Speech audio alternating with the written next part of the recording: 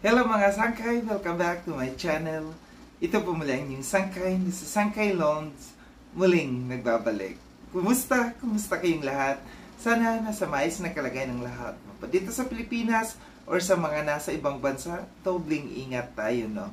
So mega love shoutout sa inyong lahat. Sa Team Sangkay Original, Team Sangkay Sponsors, Team Kalingap, Kuya Val, at Edna, Kalingap Rob. Sa lahat ng aking mga followers, supporters, and subscribers, sa mga lolos, lolas, FWs, and PWDs. Mega love shoutout sa inyong lahat, and of course, I love you all. Ayan. Mega love shoutout also kay Ruel and Rachel. Sa Team Trulala, ayan, kay mega love shoutout sa inyong lahat. Salamat Team Trulala, no, sa pag-support sa akin. Sa Team Kalingap, Kalingap Partners, Team Kaliwat, yung grupo ko po. At sa lahat ng mga aking sponsors, kay Tita Bing, ang kanyang YouTube channel ay Horbin TV Vlog, subscribe po natin. Ang tita kong Vayot, si Tita Mina Jaramillo ng California. At ang pinaka-gorgeous sa lahat, si Mamita ng San Diego, California. Sa lahat ng mga nagmamahal kay Sangkay, mega love shoutout sa inyong lahat. Ngayong araw na ito mga Sangkay, gagawa ko ng reaction video. Ito patungkol sa issue ngayon. Kay Kuya David Vlogs, no? Meron akong audio clips na ipaparinig sa inyo. Galing ito sa live ni Marilyn Chang. After natin na mapakinggan ito, magbibigay ako ng opinion o kuro-kuro patungkol dito. Tara mga Sangkay, pakinggan natin. Pakishare nyo po itong video na to hanggang makarating po ito sa pintuan ni David Vlogs, ni Kuya David Vlogs. Hindi ako papayag kasi talaga lahat tayo dito, rumirespeto tayo sa ating kapwa vlogger, sa ating kapwa, no? Kalinga. Naiinis ako. Makinig ka, alam mo, hindi ako magsasalita dito kung wala akong katibayan. David, 7 hours ago, ayan, lalakas na boses ko. Okay? Lalakas na boses ko dito. Alam po nating lahat, pahirapan ang kumita ng pera sa social media. Pero kung kayo naman ay naimbitahan dito sa birthday ni Langga, pirmi kong sinasabi, walang BTS. So, tama, hindi nga naman kayo nagbi-BTS. Hindi kayo nagbi-BTS. Pero, nagbi-video kayo.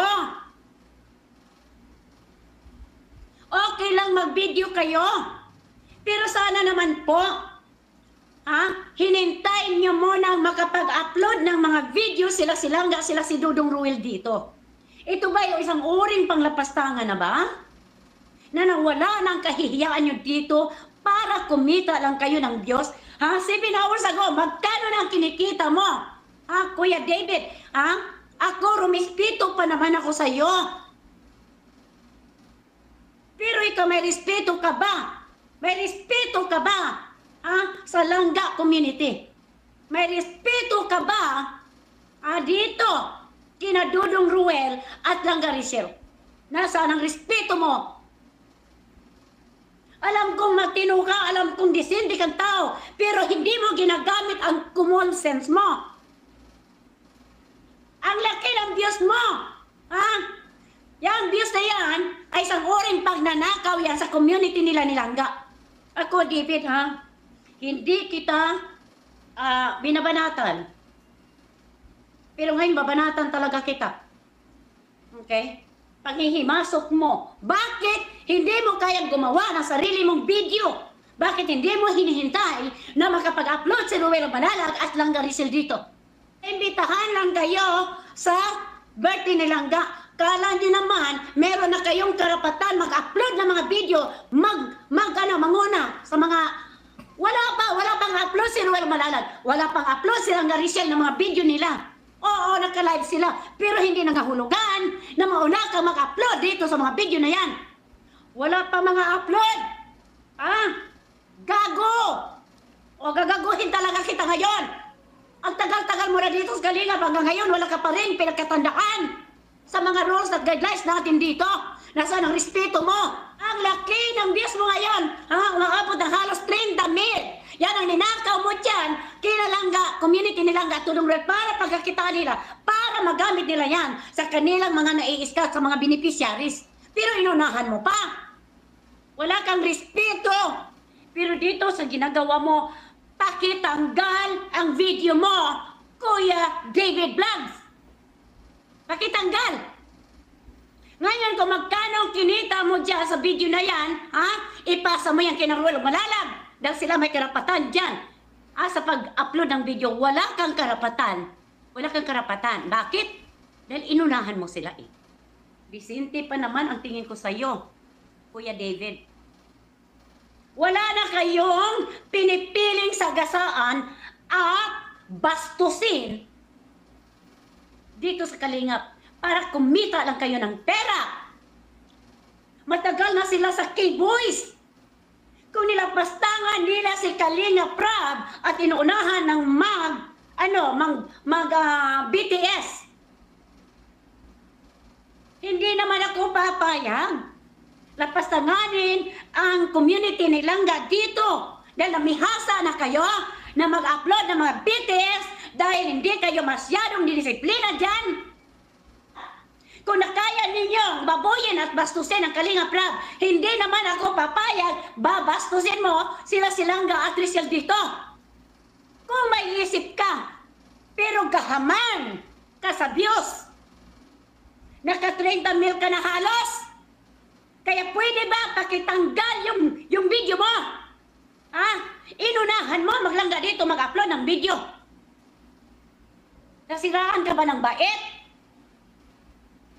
Nagiging abusado kayo dahil hindi kayo makontrol ng terror. Yung abusado niyong ugali, hindi okay ka Langga. Alam ko yan, 1,000% akong sigurado dyan. Pakitanggal mo, Kuya David Vlog, ang video na yan. Pakitanggal mo, pakihide mo yung video na yan. So yan mga sangkay, at napakinggan no, yung audio clips na aking kinuha. Ito mula dun sa live ni Marilyn Chang. Masakit no, masakit pakinggan, masakit sa tenga, masakit sa dibdib kahit ako. Yung mga words na binitawan na salita ni Marilyn Chang, ako nasaktan ako doon. Yung mga words na lapastangan, walang disiplina, magnanakaw, ano pa, yung walang respeto, yung walang respeto na paulit-ulit na sinasabi ni Marilyn Chang. Ako naman wala akong hindi naman ako against dito sa kanya kasi kilala natin si Marilyn Chang na ganito talaga kung magsalita, no? Opinion niya yan. So, opinion niya yan, sariling opinion niya, pero para sa akin, no, sana man lang sana, no, kung mga ganitong klase na tao, kagaya ni Kuya David, no, ako wala akong nakikitang mali dito sa kay Kuya David na ginawa niya. Unang-una, si Kuya David, no, sa lahat ng mga K-boys, siya yung tao na para sa akin, no, sa akin opinion, dahil ilang beses ko na siyang nakita, kung saan-saan kami nakita, sa Daet, sa Baguio, ang huling kita namin sa Baguio, sa lahat ng K-boys, si Kuya David yung nakikitaan ko na mabait na tao, no? Sa lahat ng K-boys, sa tuwing nagkikita-kita kami, si Kuya David yung unang bumabati sa akin, no? Kahit nung sa Baguio, no, ano siya, sangkay, ganyan siya. Mabait siyang tao. Makikita natin sa personality niya and educated na tao. Alam natin na edukadong tao ito si Kuya David at hindi ko talaga siya, promise, hindi ko siya sa lahat ng K-boys, no, hindi ko siya nakikitaan na napapagmalaki, no, napapagmataas. Alam kong down to earth itong taong ito. Yung tawagin siyang gago, tingin ko hindi niya deserve tawagin na gago. Itong usapin na ito, no, dahil lamang sa pag-upload niya ng video noong birthday ni Rachel, Itong birthday na ito ni Rachel, napaka-controversial, no? Sobrang napaka-controversial. Maraming taong nadadamay dito. Umpisa pa lamang, nandiyan na yung napag-usapan na kung naging controversial kung sinong magvi-video, sinong mag-live doon sa ora mismo ng kanyang debut. Naayos naman yun, naplansya naman yun. Ito naman, naging issue kung sa pag-upload. Para sa akin talaga, promise. Marilyn Chang, sorry, no? Para sa akin, walang masama sa pag-upload ni Kuya David. Kasi, na-live na eh. Nakapag-live na nung ora mismong debut ni Rachel. Nakapag-upload na rin nakapag-premiere na rin si Kalinga Prab. Hindi na issue yung pag-upload ng mga tao na mga nag-attend doon. Kasi, nauna na eh, pinagbigyan nauna na sila. So kung aantayin pa na sina Rachel, sina Ruel na mag-upload ng mga videos, siguro tingin ko enough na yung nag-live sila, no? Enough na yung pagla-live nila, enough na yung pag-premiere ni Kalinga Prab, na-settle ang lahat ng yon. Dito sa pag-upload, lumipas na naman eh. Lumipas na yung araw. Hindi na sana naging issue pa ito. Diba? Gaya ng sabi ko, napaka-controversial. Alam nyo kung bakit nagiging controversial? Wala namang problema sa kay Rowell at saka sa kay Rachel. Ang nagiging problema sa mga tao, no? Sa mga supporters, sa mga sa reactors. Tanong ko dito, karapat dapat ba na mag-react ng ganito si Marilyn Chang? Pwede siyang mag-react, pero kung tatanungin natin kung sino ang mas may karapatan na magalit kung si Kuya David man ay nag-upload, tingin ko si Rachel, si Ruel, at saka yung mga reactors, certified reactors ng Ruel and Rachel. Di ba? Ang mas may karapatan na mag-react dito, sina Ruel, pangalawa yung mga reactors and defenders. Di ba? Sila yung karapat-dapat na mag-react kung karapat-dapat. Di ba? Sa ganito, no, sa ganito na reaction ni Marilyn Chang, nasaktan ako kasi gaya ng sinasabi ko, si Kuya David yung nakikitaan ko sa lahat ng K-Boys. Siya yung pinaka down to earth na tao. Di ba? Kasi hindi niyo makikilala yung isang tao kung nakikita niyo lamang sa mga upload, sa mga videos, di ba?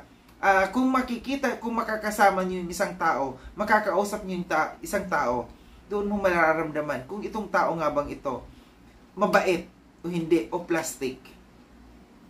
Sa pagkikita namin ni Kuya David, no, doon ko naramdaman na yung taong ito down to earth at saka professional. Kaya hindi siya deserve na tawaging gago, no?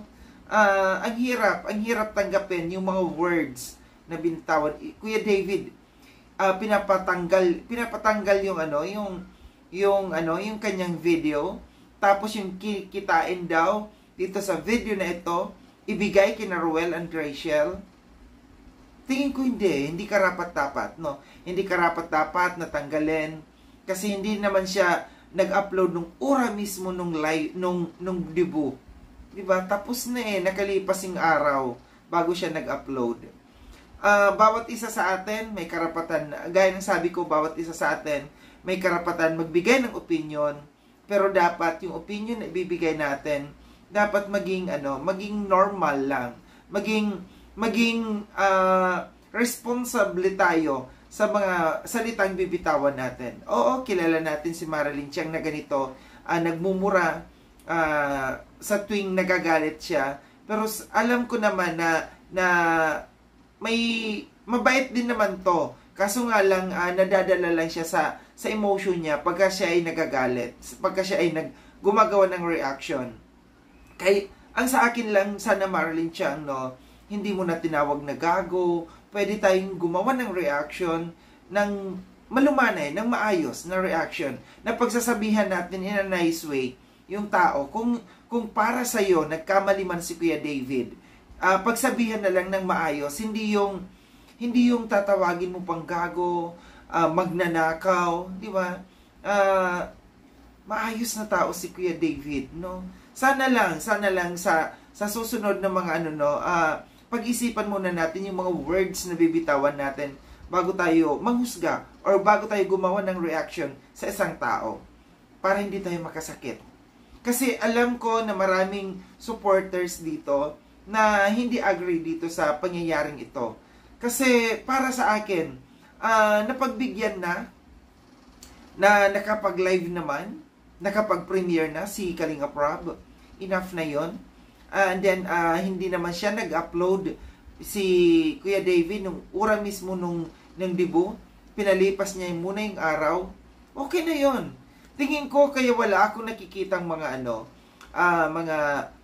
mga nag-attend doon na nag-upload patungkol dito sa sa kay Rachel, kasi alam nila na mayroon at mayroong mga babanat sa kanila, na mayroon at mayroong mga pupuna sa kanila sa kung sila ay mag-upload ng video.